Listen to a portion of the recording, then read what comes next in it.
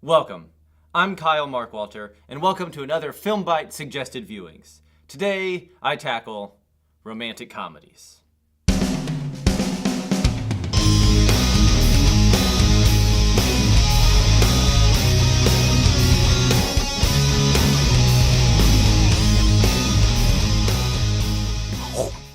For this suggested viewing, I'm inviting back again Gabriela Rios to help us out with our top 5 favorite romantic comedies. Come on in.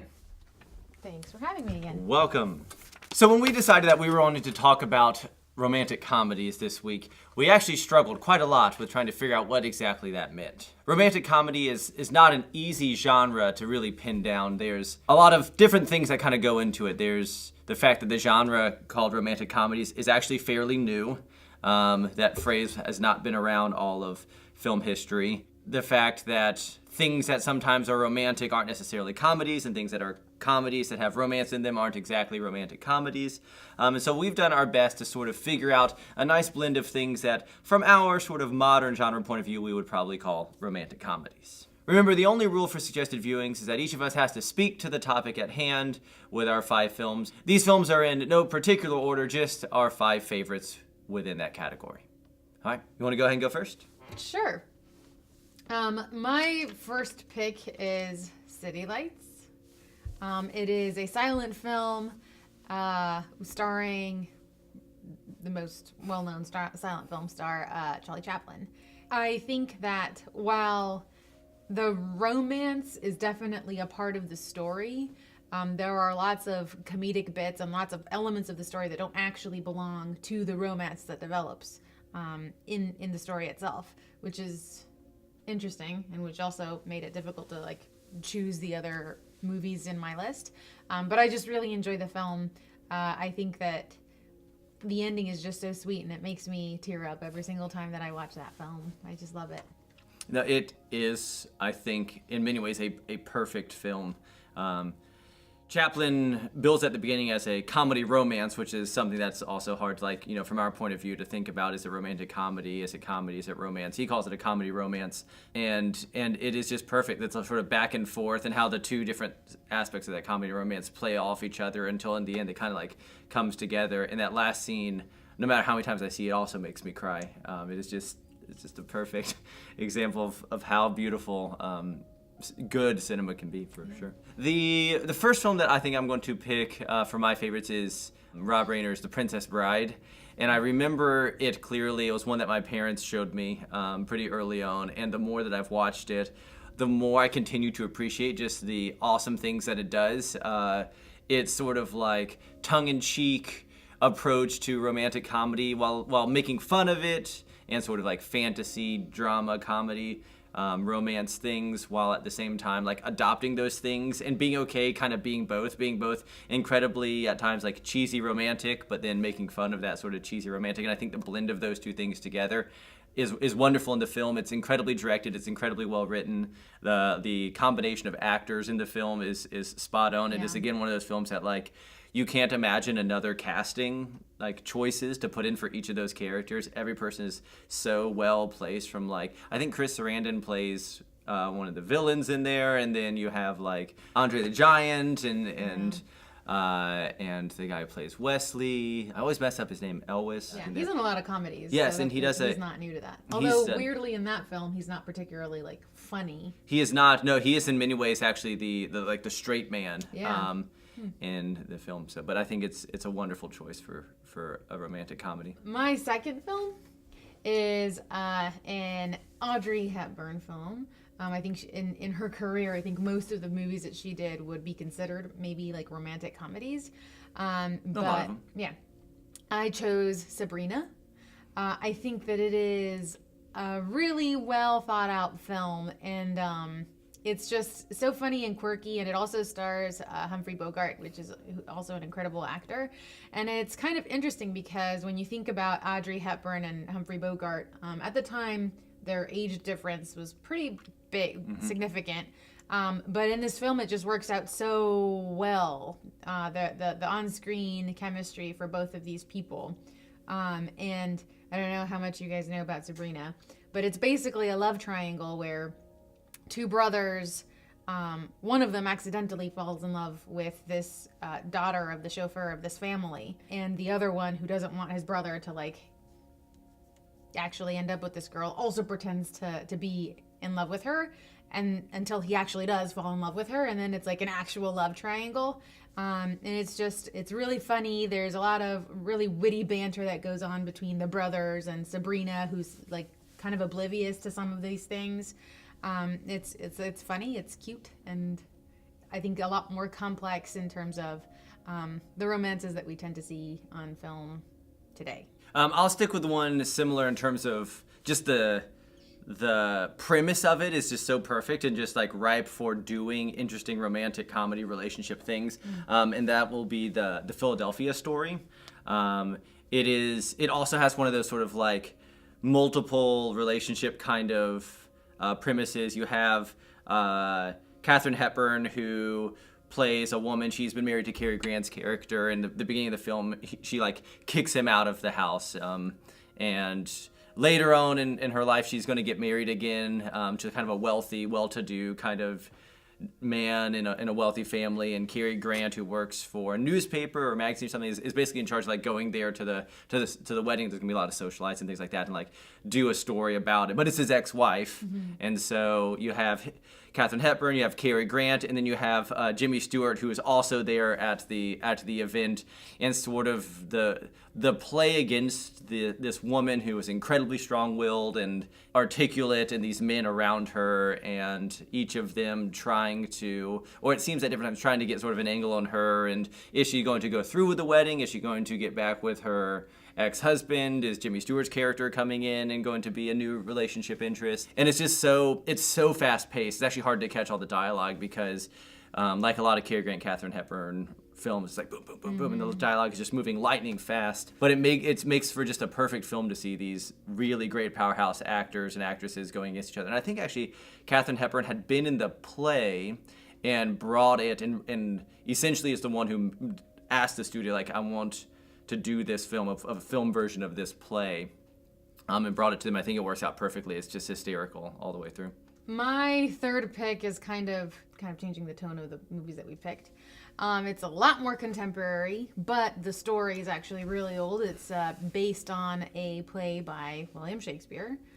The play is The Taming of the Shrew, but the movie is 10 Things I Hate About You. And I really, the first time I ever watched this film, I was actually in high school, and I think that it is a really well thought out way of adapting a really old story into a contemporary setting.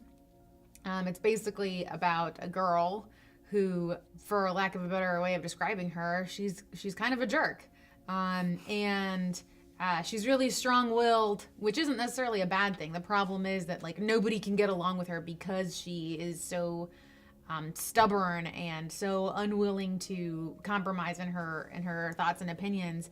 And it's about her being able to find romance despite that she is so hard to get along with. And I think that the film does a really good job of inserting a lot of really funny, realistic things that could happen in high school, and also including all of these elements that are true to the original story.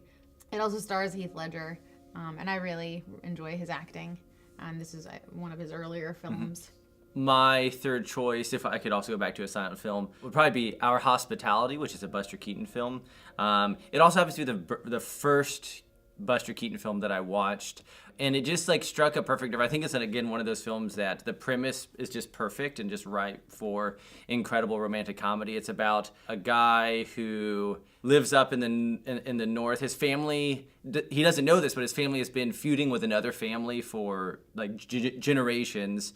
And he, as a child, ends up going to the north. And one of his relatives dies, and basically he gets the notice that he's the heir to this estate, this house, and he leaves New York and goes down to the south, unaware that this other family who lives nearby has a death feud with his family. And he arrives there to find that his family estate is just this ramshackled hut that is falling apart, literally falling apart.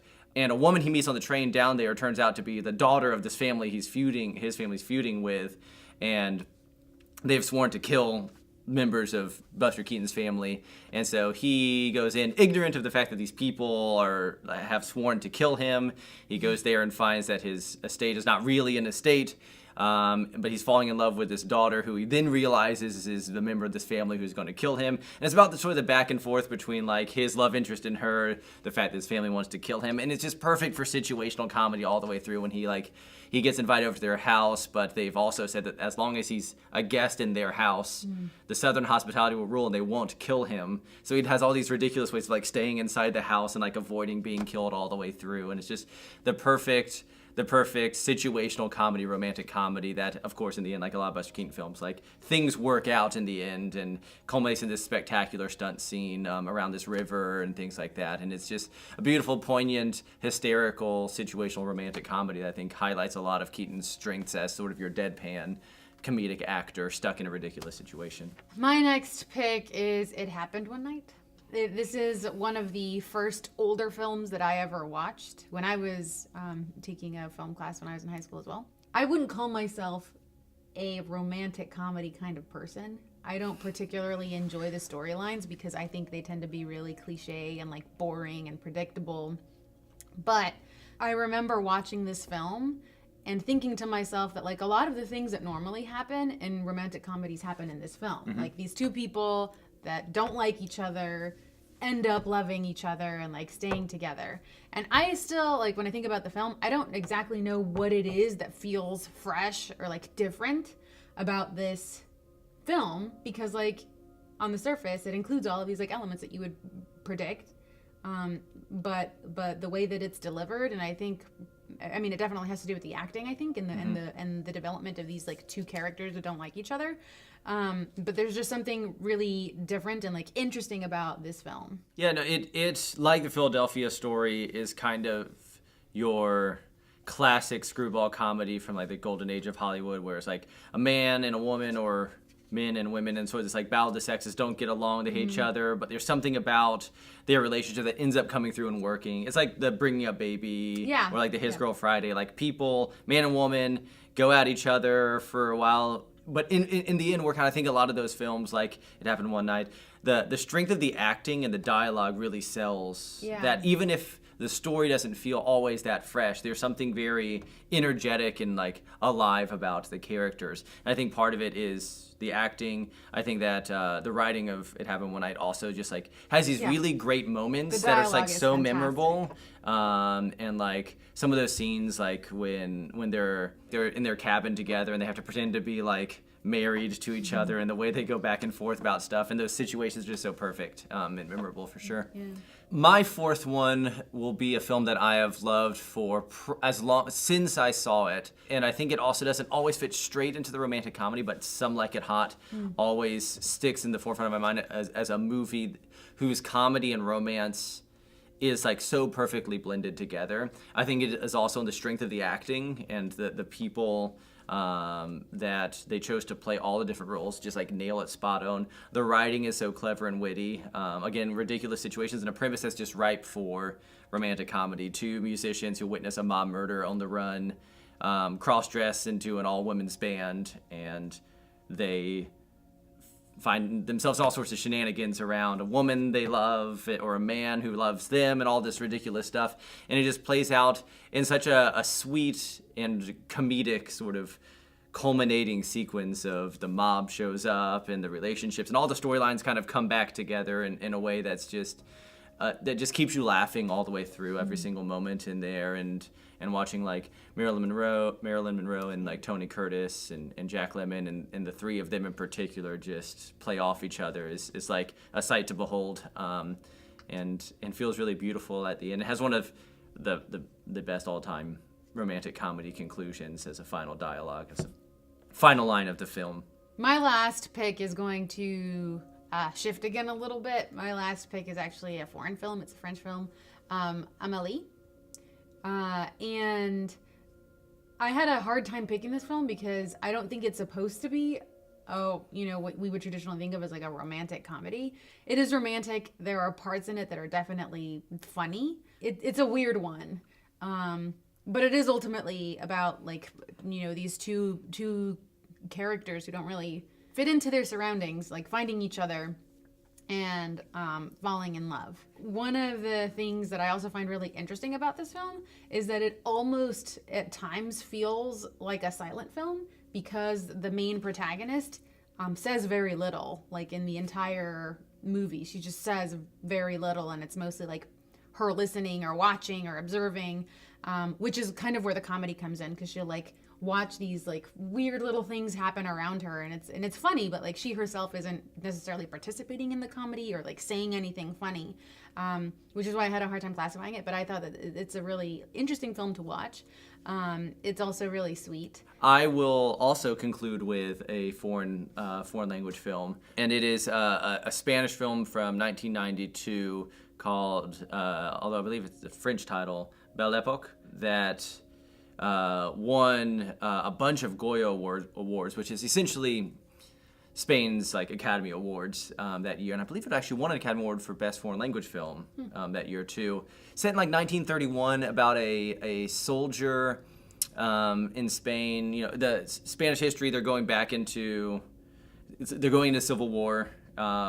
In the next couple of years, there's a soldier in the army who deserts and finds himself at like an estate, and there's a wealthy father who has 4 daughters, and so it sets up like almost like a classic sort of like romantic comedy premise. Like father has a bunch of daughters that aren't married. Yeah. Young guy shows up, and he goes through and like has a brief relationships with like each of them that sort of highlight different aspects of femininity. There's like one whose husband I think died that he ends up seeing first. There's a daughter who's lesbian, there's an interaction that happens with him.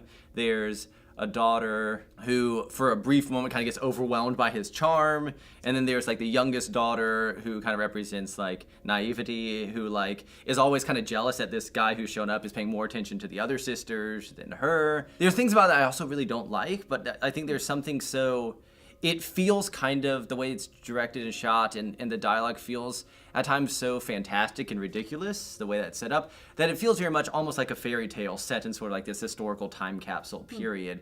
And I think there's something kind of special about the mood and the tone of the story in relation to the romance that happens, that is at times kind of like shallow and ridiculous, but it kind of feels okay being shallow and ridiculous. It stars, I know you'd probably make fun of me for this, it stars a pretty young Penelope Cruz, who plays the youngest daughter in there. But it is an interesting film that I remember seeing in college, and just something about it kind of sticking with you. Certain images and some of the certain colorful things about the film outside of Penelope Cruz sticking in my mind. Well, that's it for our romantic comedies. We hope that you go out and find some of those if you've not seen them, even if they really don't fall under true rom-coms, if you will. Exploring this idea of genre and how genres change and what fits into a genre is really interesting. Is an interesting question. I hope that later on in one of my film bites I can address the difficulties and struggles around genre and filmmaking. For now, thank you very much. I'm Kyle Markwalter. I'm Gabriela. Thank you for watching, and we hope that you subscribe to the channel, and we'll see you next time on Film Bite.